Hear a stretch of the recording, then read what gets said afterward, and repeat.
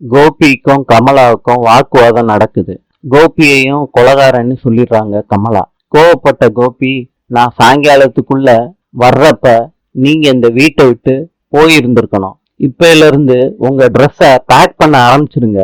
ராதிகா வந்து சொன்னா கூட நான் விட மாட்டேன், உங்களை அனுப்பாம விட மாட்டேன் அப்படின்னு சொல்லிட்டு கோபி அவர் கிச்சனுக்கு போறாரு. கமலா போலீஸ் ஸ்டேஷனுக்கு ஆட்டோல போறாங்க.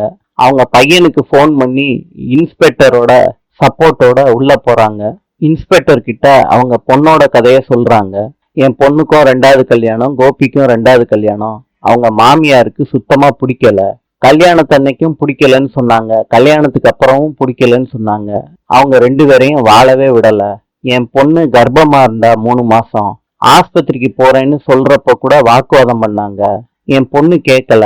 அதனால பின்னாடி இருந்து தள்ளி விட்டுட்டாங்க என் பொண்ண. அதனால அபாஷன் ஆயிருச்சு என் பொண்ணுக்கு. அதுதான் கம்ப்ளைண்ட் கொடுக்க வந்தேன் அப்படின்னு சொல்றாங்க. எழுதி கொடுத்துட்டு போங்க, ஆக்ஷன் எடுக்கிறோன்னு போலீஸ் சொல்றாங்க. சரின்னு சொல்லிட்டு கமலா எழுதி கொடுத்துட்டு கிளம்புறாங்க. எழில் வந்து ப்ரொடியூசர் கிட்ட கதை சொல்றதுக்கு சீரியஸா இருக்காரு. வீட்டுல உள்ளவங்க எல்லாம் ஆறுதல் படுத்துறாங்க எழில. பாக்யாவும் போன் பண்ணி ஆறுதல் படுத்துறாங்க.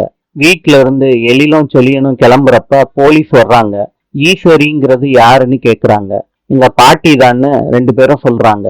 ஜெனி பதறி போய் கேக்குறாங்க, என்னாச்சு பாட்டிக்குன்னு கேக்குறாங்க. அவங்களுக்கு ஒன்னும் ஆகல, அவங்க மேல கம்ப்ளைண்ட் கொடுத்துருக்காங்கன்னு சொல்றாங்க போலீஸ். வீடு ஃபுல்லா சர்ச் பண்ணி பாக்குறாங்க ஈஸ்வரி இருக்காங்களான்னு. ஈஸ்வரி இல்லைன்னு சொல்றாங்க கான்ஸ்டபிள்லாம். எங்க போயிருக்காங்கன்னு கேக்குறாங்க.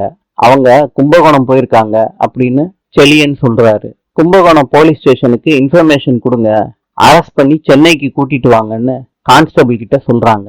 கான்ஸ்டபிளும் போன் பண்றதுக்கு போறாங்க. எழில் சொல்றாரு, அதுக்கு அவசியமே இல்ல, அவங்க நாளைக்கு சென்னைக்கு வந்துருவாங்கன்னு சொல்றாங்க.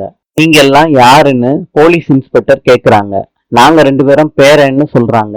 இந்த சதி திட்டத்துக்கு நீங்களும் உடந்தையான்னு போலீஸ் இன்ஸ்பெக்டர் கேக்குறாங்க.